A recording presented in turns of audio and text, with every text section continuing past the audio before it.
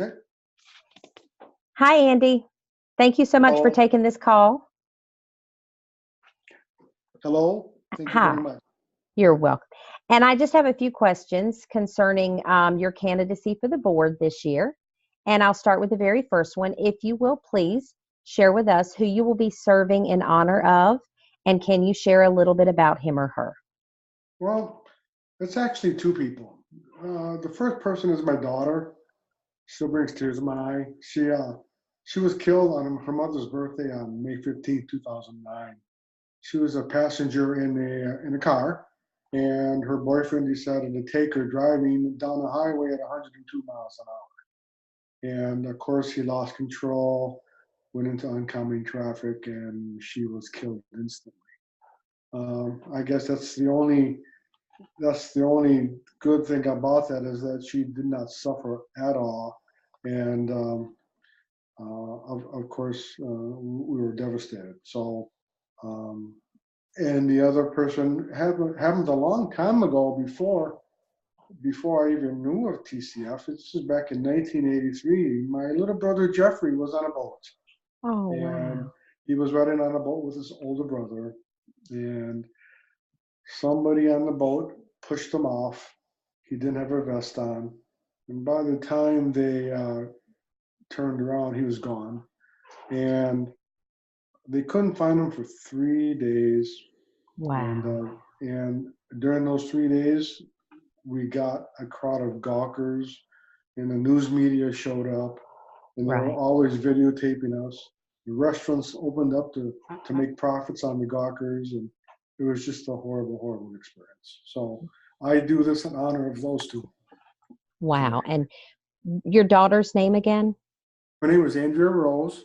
She was 19, and she Andrea. went to she was going to college, and she wanted to be a CSI. She wanted to get into police work like her mom and dad. And Wow. I was very proud. I was very proud of her. So, And your brother's name? Jeffrey, Jeffrey. Andrea Jeffrey, and Jeffrey. Well, thank you for serving in honor of both of those. thank you for asking. And what is your history with TCF?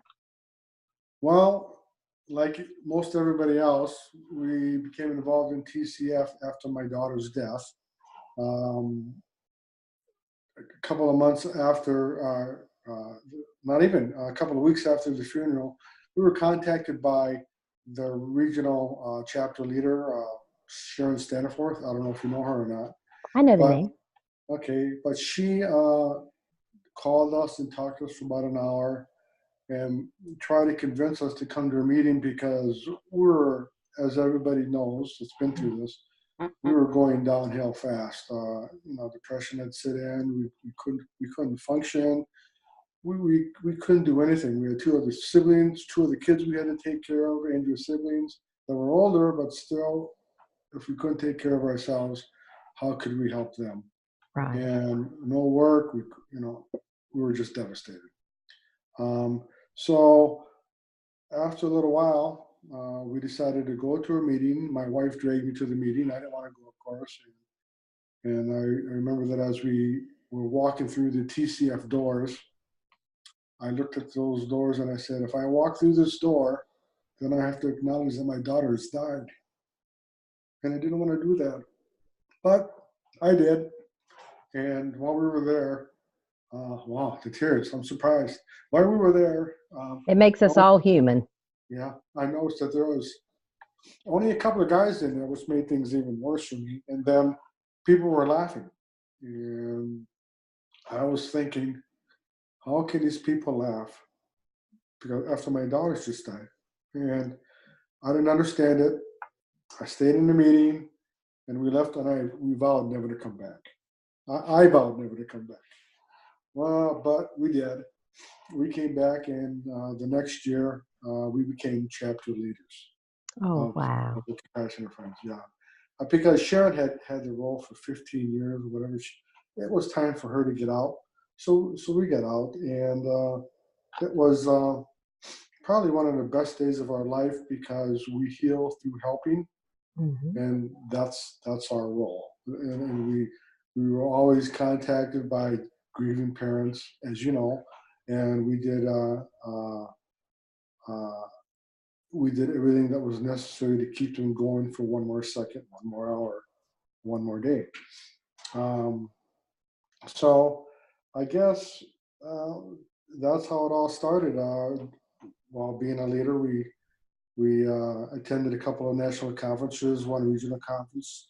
We met and had a good time with Mitch on several occasions, and a few occasions with Alan. And I'm not tossing the names by because there was somebody, but they're actually friends of mine, and they were really good people to know, and I love them because I remember Alan had a concert in Texas, Uh-huh. and and so we flew. No, we drove down to Texas just to see his presentation. And I told him I was coming down, and I had a candle. And he says, "Are you Andy?" I go, "Yeah, I am." And then that's when the friendship started. And Wow. we just that's how we got going. And we've maintained contact. We did all the usual. I'm not following my script here. What the heck? You're We fine. did all the usual TCF functions, Memorial Day, the candlelight dinner, candlelight service. And then we started a balloon release. Uh, Wow. we started trying to do some lunches, just to let them know that we were there more than just every Thursday on our meetings of a month. Right. So we developed many really good friendships, uh, some dear friendships. We go to visit our children on different days, and uh, again, it saved my life. You know, I really don't know. I don't know what else to say. So That's wonderful. And I'm so glad that you shared all of that with us. That is wonderful for everyone to know. And why do you want to serve on the TCF board? well, after 6 years, we stepped down and gave the leadership to another person because change is good, Mm-hmm. new ideas is good, Mm-hmm. and we're still on a steering committee. And when I heard that there are openings, you know, I was wondering if I could make a difference. I still wanted to make a difference. Uh, Besides being a leader, I wanted to do something more. And I did some consulting, a lot of consulting with some friends that I just mentioned and Yes. longtime TCF members, and we talked about it. And they all said to me, he goes, Andy, they go, there's nobody from Madison on the board. It says nobody knows what Madison's ideas are. And he goes, and you can make a difference. And I go, Yes. well, I believe you. So that's why I'm doing it. I think I can make a difference, and I want to. Okay. Some of the things I wrote down here. There are many. I know at first I'm gonna have to listen and learn. I understand that, Right. but there are many things that I think we could do. Like Mm-hmm. we need to reach out to uh, so many bereaved parents that we're not reaching now. Mm-hmm. Uh, for one thing, parents can't go to the conferences because they can't afford to. Right. Yeah, right. Or they oh sorry, and they are afraid to go. We need to be able to reach out to those people and say, what can we do for you? Right. Now, I understand that conferences are expensive and it takes a lot of money to run them, and that we just can't give freebies out to hundreds of people. But there's got to be another way that we can reach these people, that we can contact them, and let them know that they are not alone, and we and they're with us. Mm-hmm. They're our plan. We can't let them go. We can't lose them, and we are right now because they can't do the things that they want to do. So. I couldn't I agree. I Mhm. absolutely agree. And what do you hope to bring with you, and how do you plan to contribute as a TCF board member? Well, I bring vast years of experience as being on boards, the Wisconsin state and local level police associations, the Special Olympics, the Special Olympics state and local organizations. Oh, wow. We've dealt with hundreds and thousands of people seriously with Special Olympics and the police in dealing with problems, issues. And so I know what it's like to make a difference, to stick to the game plan, and even though there may be something going on that isn't that you don't quite believe in, Uh-huh. it's what's best for the association. It's what's best for the organization, because the organization isn't about us. It's about our children, Yes. and that's what it's all about. And I would like to, do things to encourage more well, what do I want to say, more uh, participation with other groups, other people. Oh, Mhm. yes. Mhm. And the last question for today is, what is your hope for TCF now and in the future?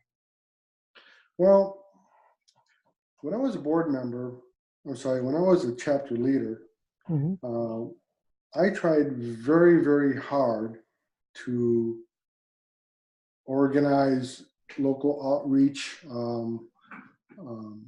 again, reach more people. And I attempted several times, and I had all these organizations lined up, but I needed materials. I needed materials Right. from the national office to get me that stuff. And even though I asked, I never got them. They totally let me down. I mean, I had a 5,000 membership place wanting to look into Compassionate Friends, and Wow. I had to cancel the meeting because I wasn't going to go ill prepared. I wasn't going to look. I wasn't going to look like I wasn't a professional that knew what I was talking about. Right. And I want that. That has to stop. I mean, we can't have that. Um, and we need to be able to support the people that are out there Hmm. on grassroots level. I'm thinking that what do I have here? That TCS I would like them to maybe take a step back and Hmm. say, is what we're going? Is what we're doing? Is what our having? Is this what our core principles and values are? Right. And if that's the case, then move forward. Hmm. Because sometimes being bigger and having more money is not necessarily better, because we're losing so many people because there's no connection between the uh, the board and the national office and TCF members, because a lot of them are afraid to do anything. So it's up to the regional coordinators to reach out to these people, Hmm. touch base with them, train train the new chapter leaders, get them better, Hmm. get them nominated, and get them on the board to replace you and hopefully me someday to make it better. Because working together only makes everything better. Right. And I guess finally is that I think Compassionate Friends, the board needs to be more regionally diverse. Hmm. Um, Through diversity is strength. Hmm. And the more diverse you are, the stronger you become, and the better, more ideas you get. And and what's wrong with that? I mean, you have different ideas from so many different people from all around the country. Right. It's great, and that way Mhm. everybody feels represented.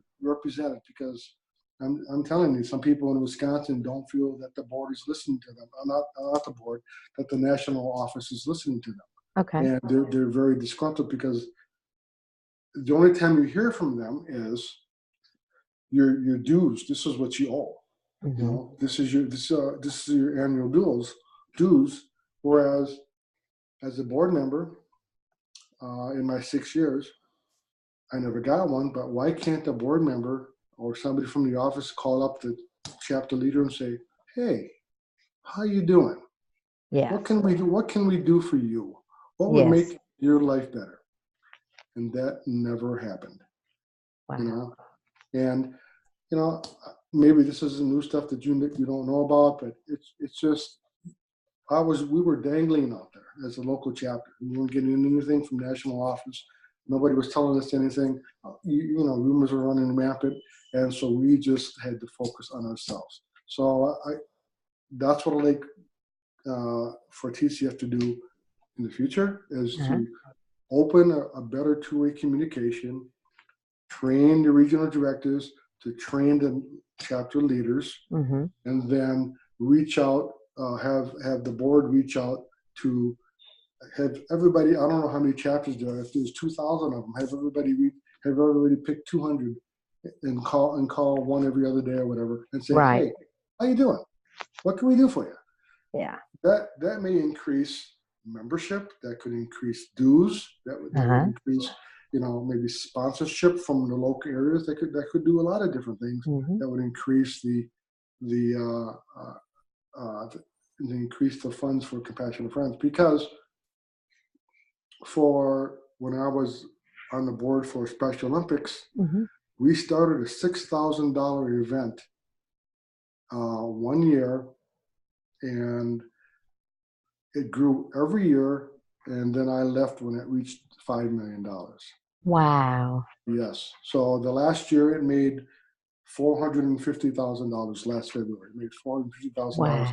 And that was one day, one event. And, you know, there's so many different things out there to do or to these people that need it. To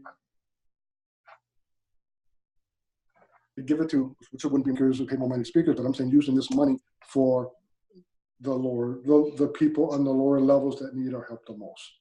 Right. Okay. Right. Well, thank you so much, Andy, for joining the call tonight. And I'm going to end the video in just a moment.